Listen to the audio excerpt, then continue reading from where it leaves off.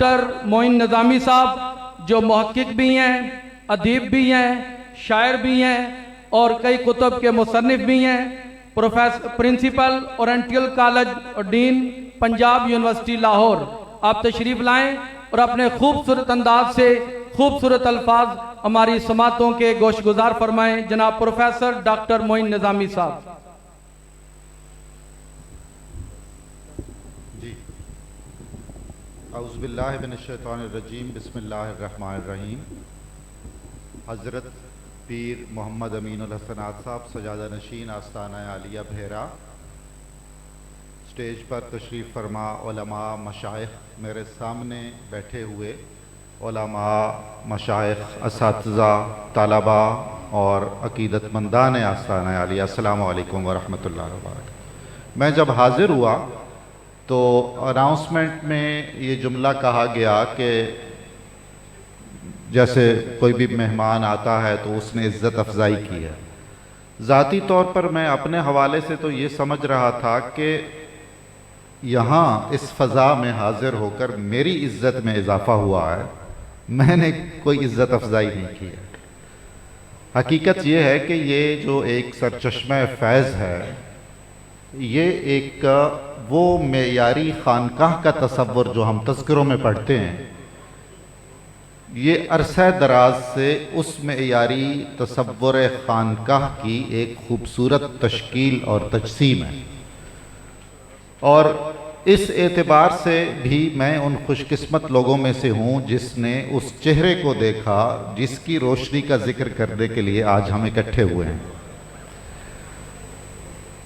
हज़रत पीर मोहम्मद करम शाह रहमतुल्लाह ताला अलैह आपके साथ साबिक़े और लाहिक़े जितने भी लगा लिए जाएं, मरकज़ी नुक्ता उस इसमें मुकर्रम में लफ्ज़ करम है। और अल्लाह ताला बाज़ हस्तियों पर यह इनाम फरमाता है कि उन्हें सरापा इस्म बामुसम्मा बनाता है। वो करम जिसका मैं जिक्र कर रहा हूँ, सबसे पहले तो आपकी ज़ात-ए अतहर में, आपके चेहरे अनवर में मुलाहिज़ा किया जा सकता था। अगले मरहले पर करम का वो इजहार बहुत गैर मामूली अंदाज में आपके अखलाक़े करीमाना से होता था। उसके बाद जितने मज़ाहिर आप देख रहे हैं, दारुल उलूम हो, एक खानकाही हैसियत हो, इफ्ता नवीसी हो, अमली ज़िंदगी में जितने काम आपने फरमाए, जो तसनीफ़ व तालीफ़ का गैर मामूली कारनामा अंजाम दिया, वो भी उसी करम की एक और जहत है। ये सारी जहतें अपनी जगह पर मौजूद हैं। और एक इम्तियाज़ी जो पहलू बतौर ख़ास मैं ज़िक्र करना चाहूँगा वो ये है कि एक तो मुझे ज़रूर अर्ज़ करना है कि मुझसे पहले जितने भी फ़ज़ला ने, एक कहकशां है उलमा की और फ़ज़ला की जो इस दारुल उलूम से फ़ारिग़ुत तहसील हुई है और ज़िंदगी के मुख्तलिफ़ शोबों में अंजाम खिदमत कर रहे हैं, वो सारे लोग, उन्होंने बहुत ही खूबसूरत अंदाज में बातें की, अपनी यादें ताज़ा की, अपनी इस मादर इल्मी को खराज तहसीन पेश किया। उनमें आपने कमाल तकरीर भी देखा और हुस्न इरादत भी मुलाहिज़ा फरमाया। तो मैं तो अपने कुछ तासुरात पेश करूँगा और आखिर में एक दो और गुजारिशात करूँगा। किसी भी नौइयत के आपके इल्म में इजाफे का मैं बायस शायद नहीं बन सकूँगा।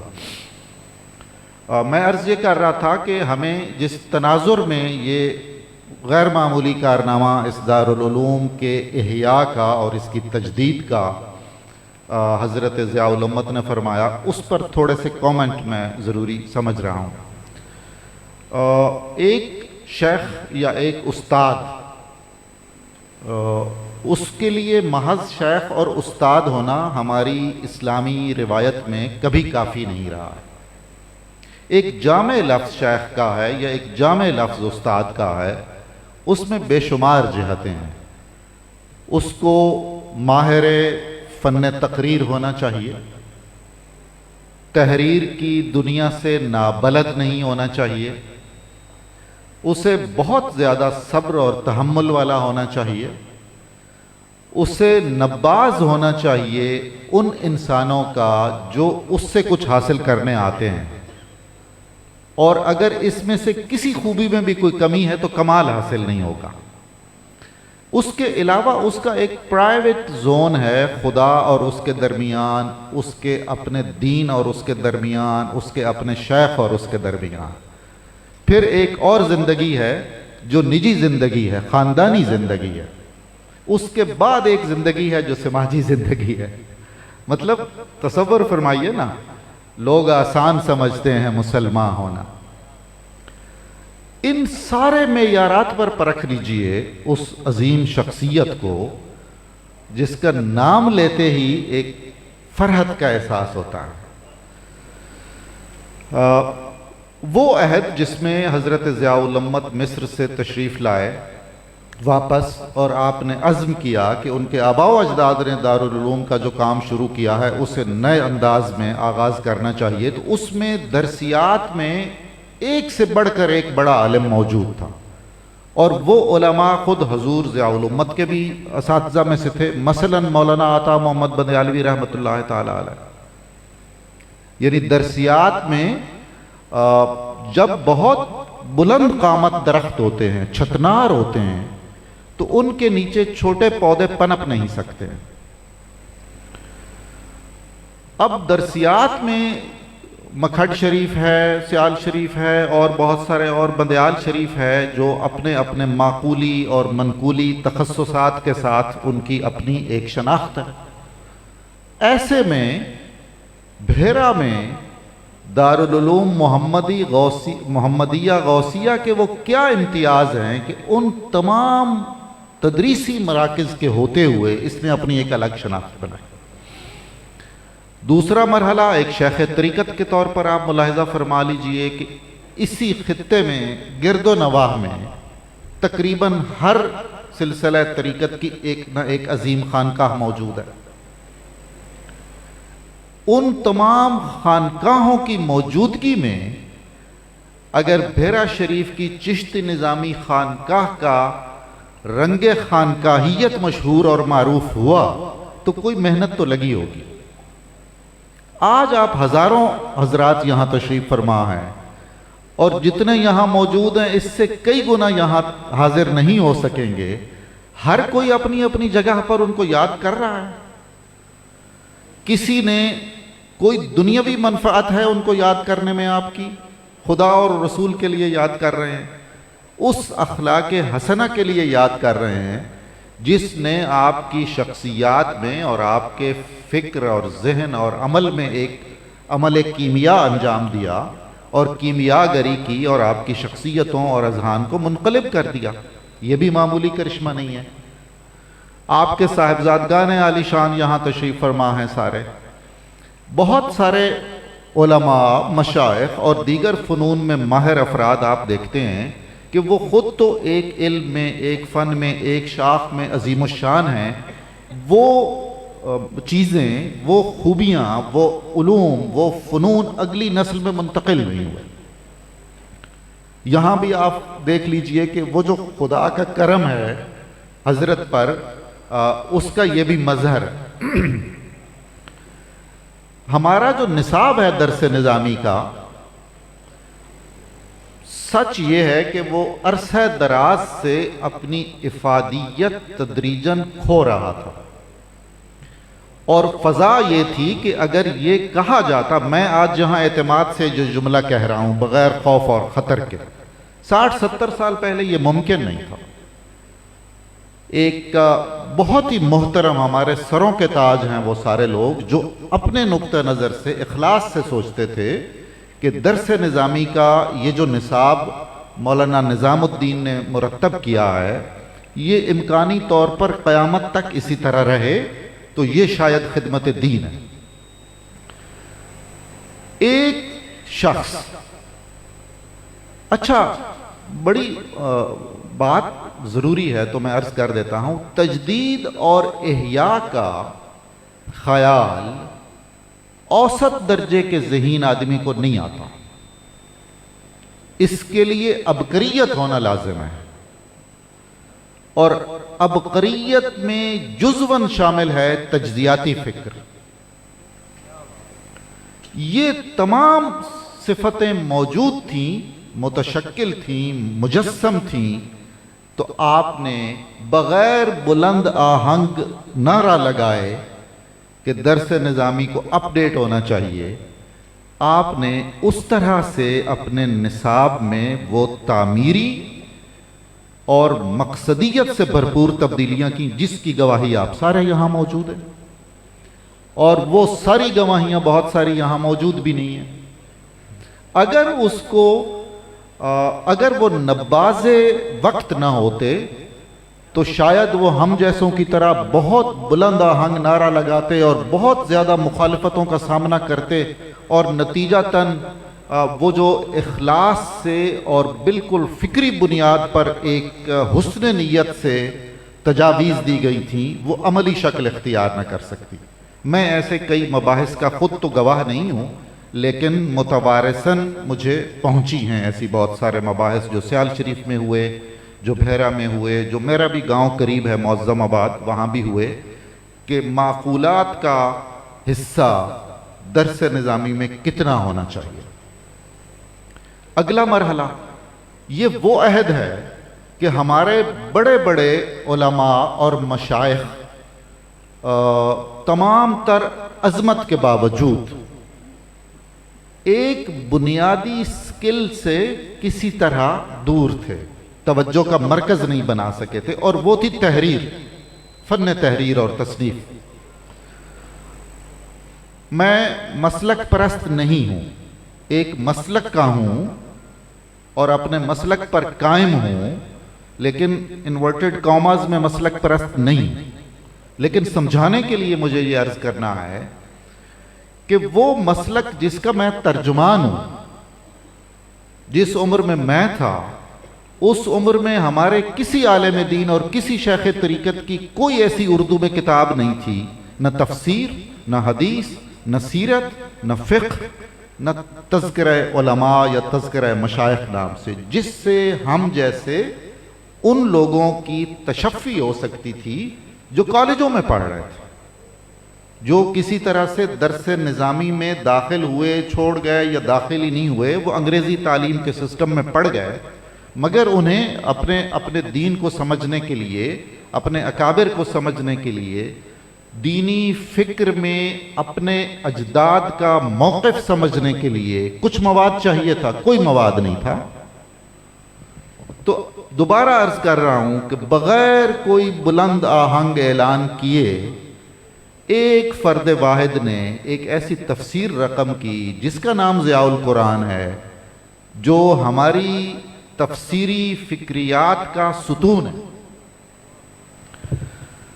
اسی بزرگ نے، اللہ تعالیٰ ان پر کروڑوں رحمتیں فرمائے، ضیاء النبی، مطلب اس کی جو علمی جہت ہے وہ تو چھوڑیے الگ، میں اس پر کیا کمنٹ کر سکوں گا، میں کہ تو بالکل عالم نہیں ہوں.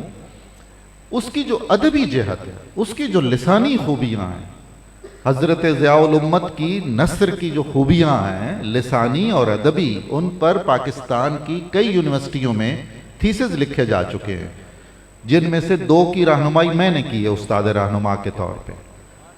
اور اس نثر کا کمال، یعنی بالکل یہ کہنے میں کوئی بات نہیں ہے کہ غیر معمولی سلیس اور نوجوان نسل کو جس کے مسائل مختلف ہیں، اردو میں ایسی نثر جو اس کو ایڈریس کرے، وہ مولانا سید ابو العلا مودودی کی تھی.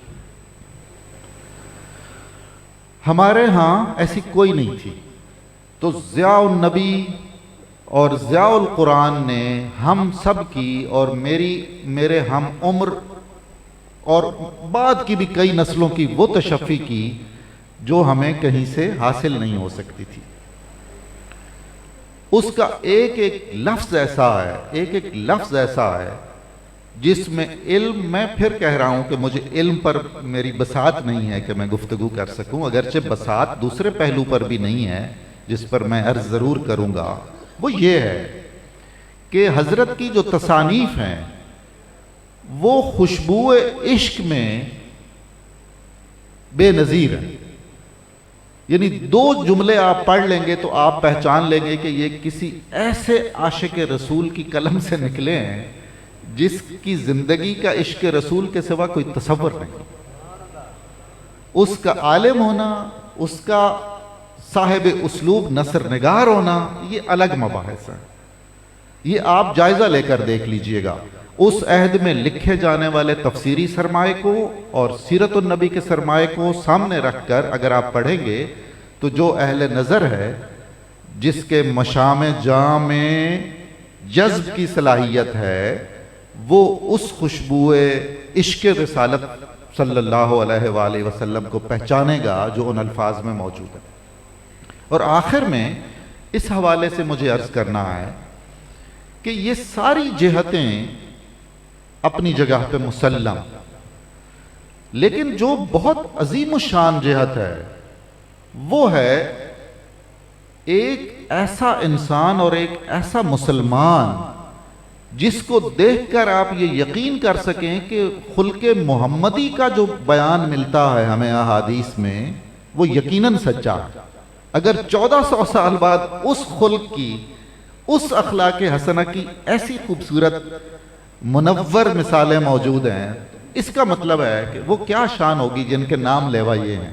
وہ جو ہے نا کہ پھل کو دیکھ کے درخت کی پہچان کرنا، یہ عاشقان رسول کی یہ پہچان ہے کہ ان کو دیکھ کر قرآن اور سنت کے معانی اور مفاہیم کھلتے ہیں.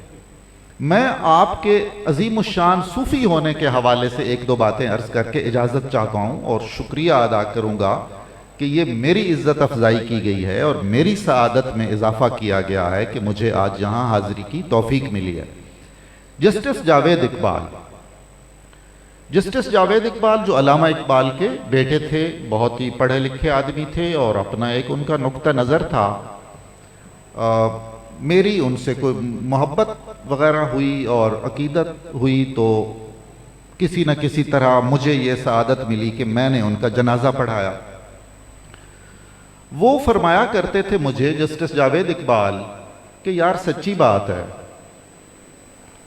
پیر محمد کرم شاہ الازہری سے ملنے کے بعد میں نے سنجیدگی سے سوچا کہ خدا بھی ہو سکتا ہے اور رسول بھی ہو سکتا ہے.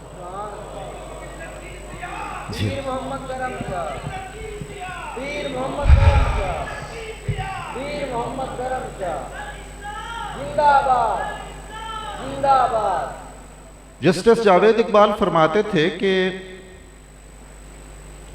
میری جس طرح کی بھی زندگی تھی اور جو بھی میرے اعمال تھے اور جو بھی میرے نظریات تھے وہ کوئی چھپے ہوئے نہیں تھے. باوجود اس کے ایک شخص جو نہایت محترم ہے، وہ جب تک میں ان کو نظر آتا رہتا تھا وہ بیٹھتے نہیں تھے، پیر محمد کرم شاہ، اور وہ یک طرفہ محبت مجھ سے کرتے تھے. اور ایک بار میں نے عرض بھی کیا تو انہوں نے کہا کہ آپ سے محبت تو ضمنی ہے، اصل میں تو اقبال سے محبت ہے. سبحان اللہ. کیا بات ہے بھائی، سبحان اللہ سبحان اللہ. ان کی جسٹس جاوید اقبال کی ایک سوانح عمری ہے، عجیب اردو میں سوانح عمری ہے ملامتی انداز کی، اپنا گریباں چاک. اپنا گریباں چاک میں پیر محمد کرم شاہ الازہری کی ایک کرامت لکھی ہوئی ہے. انہوں نے کہا میں نہیں مانتا کہ جو کچھ سائنس کے دائرے میں ہے وہ درست، سائنس سے ماورا جو کچھ ہے جس کو عقلیات اور جدید سائنس اتھینٹیکیٹ نہیں کرتی وہ میرے نہ تجربے میں تھا اور نہ میرے تخیل میں تھا اور نہ میرے عقائد میں تھا. اس سے بڑا صاف گو آدمی میں نے نہیں دیکھا جسٹس جاوید اقبال سے. کہتے ہم اکٹھے گئے، کوئی یہ عدلیہ وغیرہ کی کوئی کانفرنس تھی، پتہ نہیں افریقہ یا کہاں، تو مجھے کوئی عجیب و غریب کیڑا کاٹ گیا اور سوجن ہو گئی بہت. تو حضرت پیر صاحب نے قریب آ کے کہا کہ جناب جسٹس صاحب آپ کو کوئی یہ سوجن نظر آ رہی ہے؟ تو میں نے کہا جی درد بھی بہت ہے اور کیڑا بھی کاٹ، آپ پڑھیے گا اپنا گریباں چاک میں سے وہ. تو پھر انہوں نے نہایت ہی انکسار سے کہا کہ اگر آپ اجازت دیں تو میرے آباء و اجداد سے مجھے کوئی اس سلسلے میں کچھ ایک मैं काम कर सकता हूँ, आपका दर्द भी ख़त्म हो जाएगा और सूजन भी ख़त्म हो जाएगी। जावेद साहब ने लिखा है कि मैंने ये सोच कर के बहुत शरीफ आदमी हैं, बहुत बड़े आलिम हैं, बहुत नेक आदमी हैं, ना सूजन कम होनी है ना दर्द मेरा जाना है, इनका मैं दिल ना तोड़ूं। मैंने कहा जी कर ले। कहते उन्होंने किया और कहते मैं आज तक नहीं समझ सका कि सूजन भी खत्म हो गई और दर्द भी खत्म हो गया। ये वो गवाही है और वहां से आई है जहां इस तरह के आप और हम उसी पस मंजर के हैं। आप और हम पैदाइशी तौर पर उलमा और मशाइख से और अपने असातिज़ा से मुरीदाना नौइयत की अकीदत रखने वाले लोग हैं। हमारी गवाही एक अलग इखलास पर मबनी गवाही है। असल गवाही वो है जो उस पस मंजर का आदमी दे जिसके यहाँ ऐसी कोई इरादत मौजूद नहीं है। तो ये वो, और ये जितनी भी मैंने गुजारिशात की हैं, मैंने ज़रूरत से ज़्यादा भी वक्त ले लिया है, ये महज एक शम्मा है उस कसीरुल जहाद शख्सियत का जिसके नाम का लुत्फ महसूस करने के लिए और जिसकी खिदमात को मामूली सा अपनी बसात के मुताबिक खराज तहसीन पेश करने के लिए हाजिर हुए हैं हम। हाजरीन किराम, जब तारीख बन रही होती है तो आम तौर पर जो अज्जाए तारीख होते हैं उन्हें एहसास नहीं होता कि हम शामिल तारीख हैं। बाद में पता चलता है कि हम तारीख का हिस्सा थे या तारीख में थे, या कोई और बताएगा कि हम तारीख का हिस्सा थे। ये जो लम्हात हैं जिसमें मैं आपके सामने मौजूद हूं, आपको मुबारक हो कि आप बेमिसाल तारीखी लम्हात में शरीक हैं। आप एक तारीख को बनते हुए देख रहे हैं और उस तारीख के बनने में अपना किरदार अदा कर रहे हैं। वो जो चराग जलाया गया था दारुल उलूम मोहम्मदिया गौसिया बहरा शरीफ, जिसके फाजिलीन आज से नहीं गुज़श्ता 50 साल से अलग थलग मुनफरिद खुसूसियात के साथ पहचाने जाते हैं, वो अब एक यूनिवर्सिटी बनने जा रहा है। अल्हम्दुलिल्लाह, ये वो संगे मील है जिसके लिए मैं खुसूसी तौर पर हज़रत सैयद नशीन साहब को खिराज तहसीन पेश करता हूँ और मुबारकबाद पेश करता हूँ। ये वो काम है जो हमारी तकरीबन हर खानकाह को करना चाहिए था। दूसरा तारीखी मरहला वो है कि जितने यहाँ मसाइल बयान हुए हैं, उम्मत को ये भी दरपेश है और जदीद नस्ल के ये मसाइल हैं और ये उलझने हैं और पाकिस्तान का सफ़ीना किस तरह डूब रहा है। आप एक नज़र स्टेज को देखिए। ये मंजर अगर आपकी सारी खानकाहों और सारे दारुल उलूमों में होगा तो मसाइल हल होना शुरू होंगे। वस्सलामु अलैकुम वरहमतुल्लाहि वबरकातुहू।